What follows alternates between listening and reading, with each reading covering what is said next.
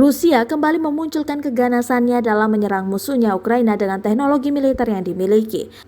Terbaru yang diunggah di Telegram Jumat 20 Mei 2022 menampakkan momen menegangkan hancurnya seluruh peralatan militer Ukraina. Pasalnya, Rusia meluncurkan serangan besar-besaran menyasar pasukan artileri Ukraina di sebuah markas. Dalam video yang diunggah tersebut terlihat jelas bagaimana api melahap seluruh harta militer Ukraina. Artileri lintas udara Rusia ini disebutkan menghancurkan selusin tank, 8 kendaraan lapis baja, 4 unit peralatan teknik, dan sekitar 3 lusin mobil.